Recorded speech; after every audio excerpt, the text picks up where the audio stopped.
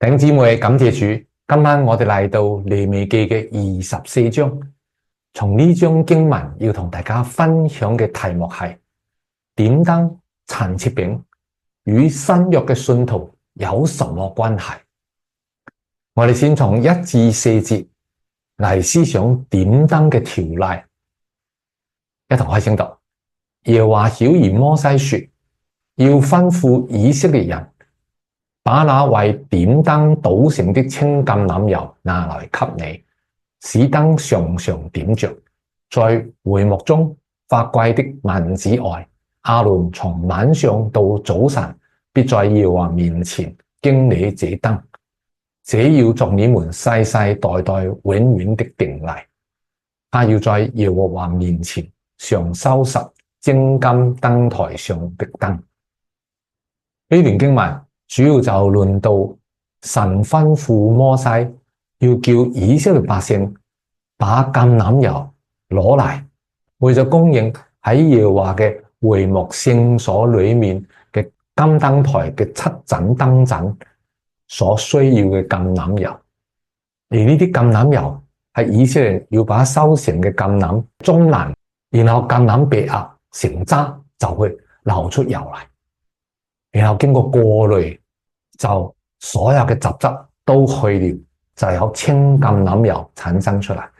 然後以色列人把呢啲清橄欖油就帶到摩西嗰度，摩西就把呢啲橄欖油交俾祭司，然後祭司就要喺耶和華嘅會幕聖所裏面，就要負責從夜晚到早晨都去修理燈。祭司喺神面前從晚上到早晨去經理這燈，就包括兩方面。一方面佢要隨時見到燈盞嘅油少咗啦，佢就要加添橄欖油落去，用燈繼續灼灼發亮。第二就係見到燈芯如果燒硬晒啦，佢就要剪一啲燈芯，用燈芯繼續吸油上去，個燈就會灼灼發亮。所以祭司係要經理這燈，目的係用會幕從晚上到早晨金燈臺嘅7盞燈都一直灼灼發亮。所以神話使燈常常點着，而且神吩咐呢個係世世代代嘅條例。喺呢度我哋睇到神係吩咐大祭司亞倫咁樣做。喺出埃及記嘅27章20至21節就俾我哋睇到，連亞倫嘅兒子作祭司嘅都可以經理這燈。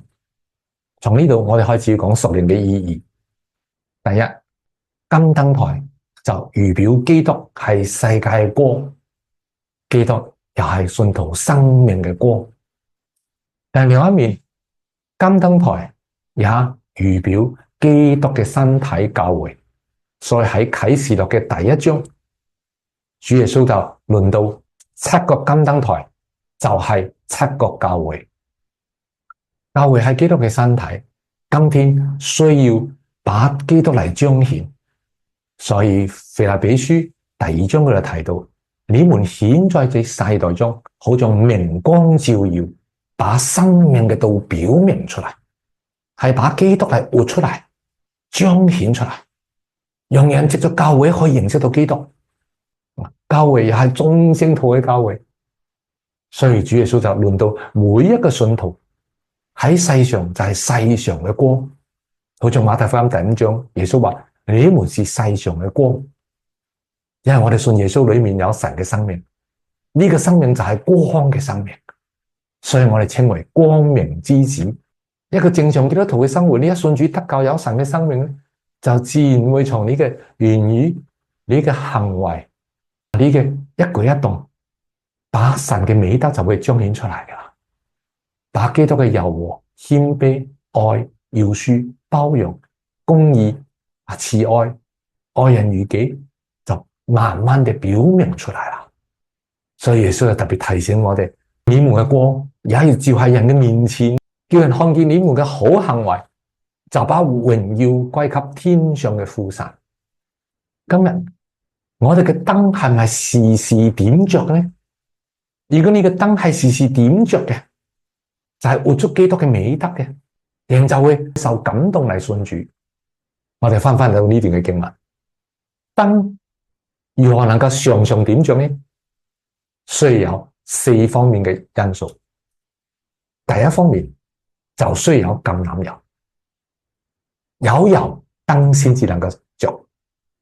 橄欖油就表徵聖靈，所以今日我哋信主得救啦，有咗神嘅生命，有咗神嘅聖靈，我哋先至能夠活出主嘅樣式。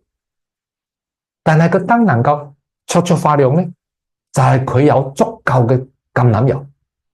而今天我哋能夠活出基督，我哋能夠把主嘅美德嚟活出嚟，伴喺家中，喺人面前活到出嚟。最緊要嘅就係我哋要常常被聖靈充滿，滿了聖靈嘅供應。咁我哋就能夠結出聖靈所結嘅果子：仁愛、喜樂、和平、忍耐、恩慈、良善、信實、溫柔、節制，就係把基督嘅美德都彰顯出嚟。弟兄姊妹，今日喺你生活中係咪常常都有聖靈嘅恩膏？喺你嘅侍奉每一次都有聖靈嘅充滿呢？我哋如何能得更多嘅橄欖油呢？首先我哋留意第二方面，神就特別提到以色列人要把倒成嘅清橄欖油，倒成就係代表嗰啲橄欖呢係被中爛咗嘅，係被壓碎咗嘅，而產生出油嚟。好像一首詩歌話：你若不壓橄欖成渣，它就不成油。咁應用喺信徒身上，神嘅子民要供應呢啲油，表徵住神嘅子民要經過十架嘅破碎，而能夠經歷聖靈嘅湧流。好多時候就因為我哋係體貼肉體，體貼己，唔肯順從聖靈，所以就攔咗聖靈喺我哋身上嘅湧流。所以我哋需要接受聖靈藉十字架在我哋身上做破碎嘅工作。例如有啲人嘅己好強，無論喺家庭生活裏面，喺同事之間，喺教會嘅配搭裏面，樣樣嘢都要佢贏，都要佢啱。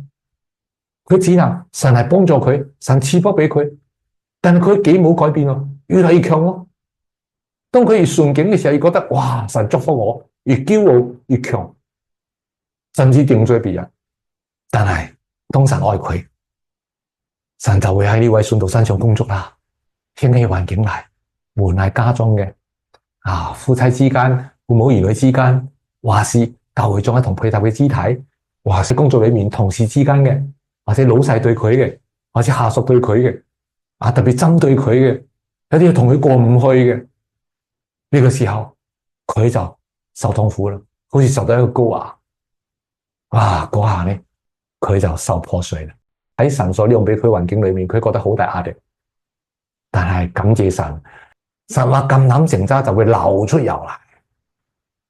所以有啲信徒經歷一啲環境嘅破碎，佢就多多禱告主，然後學習放下自己，學習謙卑，學習溫柔，學習包容，學習饒恕，聖靈喺佢身上湧流，基督嘅美德就彰顯出嚟啦。活着就不再是我，乃是基督在我裏面活出嚟啦。聖靈喺佢身上就越嚟越加多，然後喺佢身上就能夠發光，真正作世界嘅光。所以弟兄姊妹，今日當你面對逆境嘅時候，係怨天尤人，定係你信服神所量俾你嘅環境？弟兄姊妹，你諗下，如果我哋每一個聖徒大家都信服十架喺我哋身上嘅工作，信服神所量俾我嘅環境，唔怨天尤人，唔埋怨神，反而充滿對神嘅讚美，大家就都被聖靈充滿，以致我哋嚟到教會當中團體嘅敬拜，真係要被聖靈澆灌啊！人都嚟到我哋當中，就感受到神真係我哋當中了。然後我哋喺神家中各盡其職，彼此服侍，都係被聖靈充滿所流露出嚟嘅服侍。叫大家呢靈裏都飽足，教會就大復興啊！福音要興旺，好多人要悔改信主歸向神，呢個豈不是初期教會嘅情形嗎？第三，古時嘅燈盞能夠不斷嘅發光，就需要祭司經營這燈。祭司喺黑夜已深嘅時候唔可以瞓覺嘅，一路要經營這燈，佢要留意燈有冇油，冇油就要添油。呢個就話俾我哋知，今天係黑夜已深嘅世代，係一個令人心靈要沉睡嘅世代。我哋係團體嘅祭司，我哋都要時刻警醒。所以主耶穌話要警醒禱告，免得入了迷惑。我哋要常常警醒禱告，因為當你每一次警醒禱告嘅時候咧，聖靈就喺裏面加多。我哋要留意，我裏面有冇油啊？我呢盞燈有冇油啊？因為我哋作為信徒，個個都留意自己嗰盞燈有冇油啊。咁教會，哇！呢個金燈台都出發了。點解呢？我哋一冇油啊，我哋隨時就要求告主，我隨時係親近主，我信服神就喺我哋身上嘅工作，聖靈就加多啦。所以我哋必須親近主，主就把聖靈加多俾我哋。好像聖經話：你們嘅天父豈不把聖靈賜給求他嘅人嗎？你常常警醒禱告，天父就把聖靈加多俾你，你就能夠呢個黑夜已深嘅世代裏面繼續反照主榮光。然後你虔讀主嘅話，主嘅話能夠發出陽光，使義人通達。耶穌話：我對你們所說嘅話就是靈，就是生命。所以你領受主每天應時嘅說話，就係等於供應你聖靈。所以幾時你覺得乏力，肉體顯出嚟啦，敗壞嘅行為顯出嚟，即刻認罪悔改。你只係留意啊，可能我冇認真讀經啊。如果你回到神話語嘅光中，也讀聖經，領受主應時嘅話，哇！你裏面即刻得咗靈和生命嘅供應，然後你自然就能活出主嘅喜樂，活出主嘅忍耐，活出敬虔生活出嚟啦。所以弟兄姊妹，你要作盡職嘅祭司，留意自己嘅屬靈光景。我裏面嘅燈係點着嗎？點解點唔着呢？係因為我裏面冇情感諗油，缺少聖靈源源不絕嘅供應。點解？因為我冇去親近主，不斷去親近主，禱告主，領受主嘅話，得主嘅供應。我冇去順服主所量俾我嘅環境，順服十架嘅破碎。如果當我係咁樣順服嘅時候，聖靈就不斷供應我。同時我要留意，幾時我裏面冇油啦，缺少聖靈供應啦，我要認罪倒空，多多求告主用聖靈充滿我。呢個就作為祭司經理自己等要留意。然後要留意剪燈芯，將燈芯硬咗一部分剪走佢。而今日呢，我哋修理燈芯就係好像主耶穌話佢係真葡萄樹，凡屬佢不結果子嘅枝子呢就剪去。所以我哋就留意我哋作為盡職嘅祭司，當你見到喺我哋身上有好多屬肉體嘅肢體顯出嘅時候，例如有啲人把口唔收嘅，成日出口傷人嘅，成日論斷別人嘅，批評別人嘅，或是隨便發脾氣鬧人嘅，佢就為呢件事喺神面前禱告啦，一面認罪，一面求神能夠叫佢順服聖靈隨時嘅光照，先對付自己嘅心，也約束自己嘅舌頭。佢說話傷害到別人，裏面就聖靈好大嘅責備，佢認罪悔改，然後以後係要照以往嘅習慣衝動說話，去叫人受虧損嘅時候，聖靈即刻責備，即刻提醒，即刻禁止，佢就把嗰句話吞咗落嚟，佢就被聖靈慢慢嘅修剪。咁呢個就係我哋作為祭司，我哋要與主配合，順服聖靈喺我哋身上嘅工作。然後我哋被修理乾淨，好似嗰啲燒黑咗、硬咗嘅燈芯吸唔到油啦，剪走佢，用剩低嘅燈芯吸油，就聖靈嘅供應更多，我哋就能夠發光。咁我哋做全職嘅祭司，我哋就要警醒。同樣，今天我哋係神嘅家，我喺度留意，如果神嘅家最終唔夠聖靈嘅充滿，聖道嘅服侍都唔夠聖靈嘅充滿，我哋就需要彼此提醒，多多同心合意行事禱告，用聖靈嚟光照我哋。我哋要倒空、認罪、悔改，然後信服聖靈喺我哋每一個人身上嘅工作。當我哋咁樣警醒嘅時候，個個信徒都被主復興起來，被聖靈充滿，教會就能在呢個末世時候成為金燈台，明光照耀，把生命道表明出嚟，福音廣傳出去，萬人嚟歸向主。弟兄姊妹，主就快翻嚟啦！我哋今日都係要作聰明嘅童女，把油預備喺器皿裏面，叫我哋嘅燈係常常着嘅。嗱，請記住，神係要以色列人預備油、供應油，令到會幕裏面嘅金燈台嘅燈能夠灼灼發亮。所以今日我哋每一個人都係神嘅子民，我哋每一個人都需要預備油在器皿裏，就係天天領受聖靈嘅供應，叫我哋嘅燈能夠時時灼灼發亮，把主嚟活出嚟。然後我哋眾聖徒就係基督嘅身體教會，大家都被聖靈充滿，作聰明嘅童女迎接主嘅回來。弟兄姊妹，你預備好了嗎？弟兄姊妹，輪到祭司點燈嘅侍奉，係要從晚上到日頭嘅。我哋知道晚上係最眼瞓嘅，係瞓覺嘅。但係古時嘅祭司呢，佢反而係夜晚到天光喎，即係代表祭司嘅付出係更加多嘅。百姓喺嗰度瞓覺，佢喺嗰度警醒噶。可見古時嘅祭司，佢都要好多付出，好忠心警醒嘅。如果夜晚瞓着咗，個燈就冇油，就會熄咗噶啦。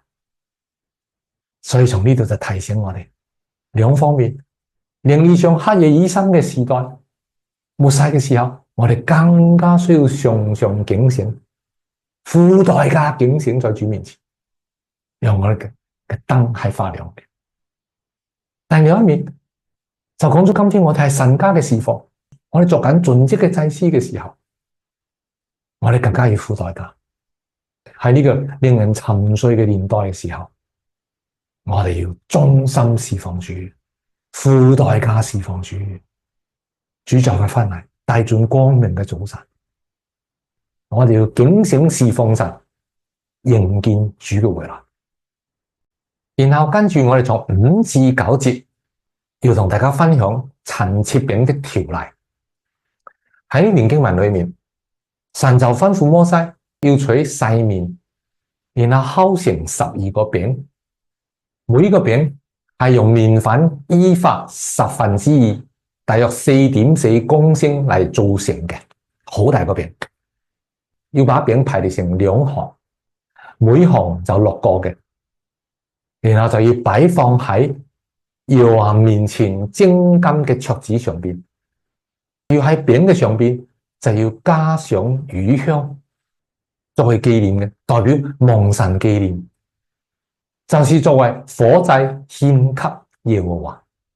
呢度嘅火祭獻給耶和華，就唔係指嗰啲餅咧去當火祭獻上嘅，係指餅上面嘅乳香咧就當火祭，就燒在壇上獻俾神嘅。每日安息日就要把呢12個餅2行擺在耶和華嘅面前，直擺到另外一個安息日。舊嘅呢啲餅咧就攞翻落嚟，係俾亞倫和佢兒子作祭司嘅，喺耶和華面前食嘅。但另一個安息日就要有新嘅12個餅，仍然擺喺精金嘅桌子上邊。而亞倫嘅子孫就能夠每星期都食呢個聖餅，而且要喺聖處吃，就喺聖所門口嗰個院子喺嗰度食，為永遠嘅定例。因為在獻給耶和華嘅火祭中是至聖嘅，因為當佢哋把呢個乳香獻為祭，燒在神面前嘅時候，也代表住嗰啲12個餅也係獻俾神嘅，同時就代表住呢12個餅又係獻給神嘅火祭中係至聖嘅，係叫神滿足嘅。好，跟住我哋思想呢段經文嘅屬靈意思。第5節，你要取細麵，即係細麵粉。我哋知道麵粉咧係麥子經過剪磨，而磨得好幼細嘅，就成為麵粉。所以呢個係表徵基督復活嘅生命。烤成12個餅，烤就係表徵火煉。12個餅，12就係屬天嘅完全。將來聖城新耶路撒冷12個門，12個根基就係屬天嘅完全。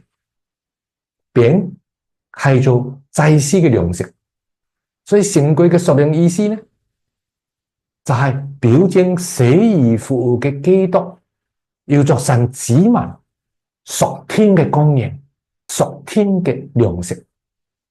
以新約嚟講，死而復活嘅基督就係我哋生命嘅糧。好似約翰福音第6章耶穌提到，我就是生命嘅糧，到我這裏來嘅必定不餓。當我哋信主得救嘅時候，就得着生命嘅滿足。而第6節提到要把餅擺列2項，每項6個，喺呢個意思就包含住神係成為以色列12個支派生命嘅飽足和供應。當然靈意就係指住基督嚟講嘅，基督係神子民生命嘅供應，生命嘅糧。而精金嘅桌子更加係表徵住基督係神子民嘅筵席，因為桌子上邊所擺嘅係12個大嘅陳設餅，好像係一個豐富嘅筵席那樣。所以今天喺神嘅家中，我哋人人都係祭司，我哋一同嚟享受基督，做我哋嘅筵席。我哋嘅擘餅聚會都係享受主，做我哋嘅筵席。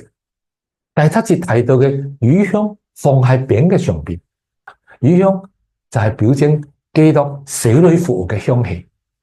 我哋以前喺出埃及記都講過，乳香係一種嘅樹皮被割傷之後，就流出啲樹膠出嚟。嗰啲樹膠經過火一燒，就會散發馨香之氣。基督經過死而復活，散發馨香之氣，滿足神。所以今日我哋一面係享受基督作我哋生命嘅糧，但另一面我哋就會散發基督嘅馨香之氣，成為活祭獻俾神。我哋嘅生活就係一個活祭，一個奉獻給神嘅人，不求自己嘅益處，只求叫別人得益處，叫神得榮耀。然後第8節提到每安息日要常擺在耶和華面前，這為以色列人作永遠的約。即係每一個安息日把12個陳設餅擺喺金桌子上邊，在神面前。其中一個目的就係第8節下半節提到，這為以色列人作永遠的約。約係唔會更改嘅，其實神好看重呢件事嘅。佢意思就係話，神要作以色列人永遠生命嘅供應，叫佢哋因神得飽足。而以色列人也要永遠都以神為佢生命嘅糧，為佢嘅供應。當然呢個進一步嘅就話俾我哋知，神係要藉基督嚟做我哋生命嘅糧，嚟做我哋生命嘅供應。我哋係要永遠與基督為我哋生命嘅糧、生命嘅供應。離了主，我哋就枯乾，我哋就乾渴，我哋就飢餓。跟住第9節就話呢個餅淨係亞倫和佢嘅子孫作祭司嘅，可以喺聖處嗰度嚟食。呢個係永遠嘅定例嘅嚟嘅。世世代代嘅以色列人都要遵行，祭司都要咁樣嚟侍奉神，嚟領受聖餅，作佢哋嘅糧食，作佢哋嘅享受，作佢哋嘅供應，作佢哋生命嘅滿足。我哋知道原初神嘅心意係要以色列人成為祭司嘅國度，人人都做祭司。但後嚟以色列人失敗咗，就唯有利未支派被揀選，亞倫同佢兒子就能做祭司，亞倫做大祭司，然後從亞倫嘅子孫都能世世代代做祭司。但係感謝神，神呢個旨意冇改變，直到耶穌基督嘅救贖，所有信主得救嘅都成為君尊嘅祭司。我哋今天人人都係祭司，所以我讀呢段經文嘅時候，我哋要留意嘅就係我哋唔淨係已經接受耶穌作救主，得着生命嘅糧，得救咗啦。然後我哋嘅身份就係祭司啦。如果淨係客觀嘅地位仲未夠，我哋需要名副其實嘅做一個盡職嘅祭司。我哋天天嚟親近主，以基督作我哋生命嘅滿足。佢係我哋嘅避難所，山寨係我哋嘅一切。同時我哋要領受主嘅話，主嘅話就係我哋嘅力量，主藉佢嘅話就係供應我哋。咁就係我哋個人，我哋更加要嚟到教會中，在神嘅家中一同嚟享受主，一同嚟領受主嘅話。我哋知道古時嘅祭司啊，喺神殿中服侍百姓啊，係好忙碌。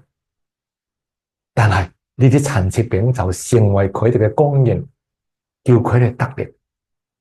今日我哋越喺神嘅家中，忠心擺上服侍嘅，外面忙碌勞苦，但係裏面我哋一定要領受基督作我哋生命嘅糧，作我哋生命嘅供應。我哋一定要喺聖處，就係我哋一定係基督裏嚟領受主作我哋生命嘅供應。我哋每次祈禱、每次讀經、每次侍奉，都在神面前，都在聖處基督裏係享受主。然後當我哋嚟到教會當中嘅時候，教會也是神嘅家，也是神藉聖靈居住嘅所在。我哋就一面付出服侍，另一面我哋更能夠享受主。所以你服侍完咗，哇！有時你會領受到主嘅話，有時服侍出去被靈充滿，裏面而飽足啊！基督作我哋生命嘅糧係至聖嘅，我哋而享受主，我哋咪更加成聖咯，更加勝過呢個俗世咯，更加顯在世代中仲陽光照耀咯。耶穌話：求你用真理使他們成聖，你嘅道就是真理。主嘅話叫我哋成聖，所以常常領受主嘅話，叫我哋更加成聖。而經文提到，每安息日就要常擺在神嘅面前。屬靈嘅意思就係講出，今天我哋係每周嚟紀念主，更新我哋對主嘅愛情，領受主對我哋生命嘅供應，以致我哋能夠天天都去享受主。如果你主日唔聚會，唔去紀念主，你跟住每一天嘅生活，一定好難去享受到主。好，跟住我哋從10至23節要講公義嘅判例。我哋先睇第一方面，10至16節和23節要先講褻瀆神名的必被治死。呢段經文主要就講以色列一個婦人嘅兒子，個兒子嘅父親係埃及人，而呢個婦人係但支派嘅。有一日，呢個婦人嘅兒子佢就行遊喺以色列人當中嘅時候，佢就喺營裏同人爭鬥。喺呢個期間，佢竟然褻瀆神嘅名，並且咒詛神嘅名。人就捉住佢帶到摩西嗰度，然後摩西就吩咐人把佢困喺監牢裏面，等候神嘅指示。然後神就指示摩西啦，要把呢個咒詛神聖名嘅人帶到營外，聽見佢講咒詛褻瀆神話嘅嗰啲人呢，就係按手喺呢個人身上，因為兩個人嘅見證才是真嘅。然後眾會眾呢，就要攞石頭打死佢。神就藉此吩咐以色列人，甚至提到凡咒詛神嘅，必擔當他嘅罪；那褻瀆耶和華名的，必被治死。全會眾總要攞石頭打死佢，不管是寄居嘅，是本地人，他褻瀆耶和華的名嘅時候，必被治死。即係無論寄居嘅外人，還是以色列人，凡係褻瀆神的名、咒詛神的名嘅，都要被治死。於是摩西就吩咐以色列人，把個褻瀆耶和華名嘅人帶到以色列人嘅營外，就用石頭掟死佢。以色列人就照神所吩咐嘅行了。點解要被帶到營外呢？就唔想嗰個人犯嘅罪係污穢整個以色列營。從呢段經文裏面，我哋就應該要認識神是何等威嚴嘅神、至高嘅神、可畏嘅神。神是輕慢不得嘅，神係要審判所有褻瀆佢、咒詛佢聖名嘅人。所以弟兄姊妹，今日我哋信主得救啦，稱為主名下嘅人，我哋每天主禱文，主就教我哋咁禱告：願人都尊你嘅名為聖。我哋總要尊主基督為聖，尊我哋嘅父神嘅名為聖。所以我哋要常常稱頌父神，提到神嘅名，我哋唔可以隨隨便便攞嚟講笑噶，唔好把耶穌嘅名字攞嚟講笑噶，咁樣等於對神不敬，等於藐視神嘅名。神是輕慢不得噶。如果我哋係藐視神嘅名，就會以為神係管教，你就會碰見屬靈嘅死亡。除咗認罪悔改，所以雖然新約恩典時代，我哋一點都唔可以妄稱神嘅名，更加唔可以咒罵神、咒詛神。無論你面對幾多嘅逆境、幾多患難、幾多嘅艱難，甚至你唔明白嘅時候，都唔可以咒罵神。反而流淚讚美神，你將來得賞賜，你係經歷神全備救恩，化咒詛為祝福。所以我哋從呢個例子裏面，我哋學曉敬畏神。神喺聖經裏面曾經提到，佢起誓說，民身要向佢跪拜，民口要向佢承認。弟兄姊妹，我哋進一步嘅勸勉，今日喺呢生活裏面，會唔會遇到唔順利嘅環境就埋怨神呢？甚至鬧神呢？如果係咁，認罪悔改，從此從我哋口中再不敢去埋怨神。當你唔明白嘅時候，你求告主，主啊，幫助我。當你求告主嘅時候，主就俾你恩典，叫你信靠佢、依靠佢，甚至能夠嚟讚美佢，叫你好神喜悅，叫神得榮耀。你係蒙福，俾人充滿，將來得賞賜。跟住我哋從17至22節嚟睇，打死或傷害人畜的，必被懲治。呢段經文就提到，打死人嘅就必被治死啦，打死牲畜嘅佢就要賠償牲畜啦，以命償命啦。人若傷害佢鄰舍，就係佢接觸嘅人，佢傷害佢嘅身體，以致殘疾，佢怎樣行，也要照樣向佢怎樣行，就以傷還傷，以眼還眼，以牙還牙。如果佢打死人嘅，佢就要被治死。無論是寄居嘅，是以色列本地人，都同歸一例，喺法律面前，人人都平等。所以從呢度我哋睇到，神對佢子民所定嘅律例係公義嘅律例，因為神係公義嘅神，神會審判追討人嘅罪。呢種嚴厲嘅懲罰就係防範以色列人去犯罪。你諗下，當你打盲咗人哋嘅雙眼，你自己雙眼都要俾人打盲。當你打斷人一隻腳，你個隻腳又要被打斷，咁佢就唔敢出手傷人啦。你打死人，自己真係要被殺死。係整個以色列百姓當中，呢個就係一個好大嘅阻嚇作用。你打死人牲畜，你就要賠同樣嘅牲畜。神公義嘅條例就係為咗要警戒以色列人唔好去犯罪傷害人。今日喺新約時代，唔好以為恩典時代我哋就可以隨便去傷人，唔係。主對我要求係更加高嘅。馬太福音第5章話，古人說不可殺人，耶穌話只是我告訴你們不可恨人，恨人難免就會有咩刑罰。所以求主叫我哋一面要敬畏神，遠離惡事，不做損人利己嘅事，不做傷害別人嘅事，而且我哋更加進一步嘅唔可以恨人，因為基督做我哋嘅生命，聖靈喺我哋裏面，所以我哋要時時順服聖靈嘅光照，順服生命嘅感覺，順服聖靈藉神嘅話嘅提醒，叫我哋嘅言行都不係去傷害別人、虧欠別人，而係能夠造就人，叫人得益處。總結一下我哋今日所講嘅，基督是我哋生命嘅光，我哋需要常常親近主，領受聖靈嘅膏抹、聖靈嘅充滿，主嘅話成為我哋嘅供應。我哋需要順服聖靈，藉十架在我哋身上做破碎嘅工作。我哋需要順服神所量俾我哋嘅環境，以致更多經歷聖靈嘅湧流，讓我哋光發了，讓人人都咁樣經歷，教會成為金燈台，明光照耀，讓基督福音嘅真光能夠從我哋身上大大傳出去，萬人嚟歸向主。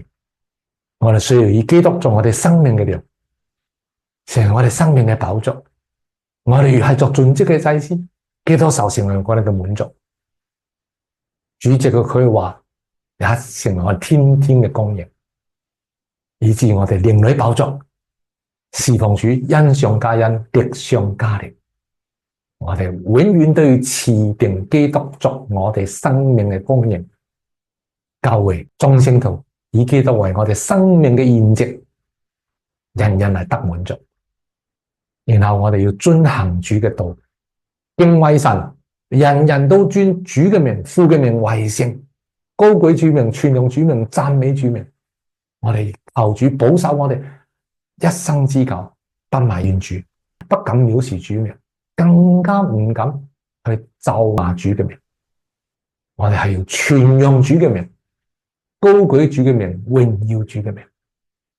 然後我哋更係要敬畏神，遠離惡事，所有傷天害理嘅事都不做，傷害別人嘅事都不做，反而愛人如己，把主就活出嚟，過一個榮神益人嘅生活。好，今日同大家分享就停喺呢度，願神祝福你。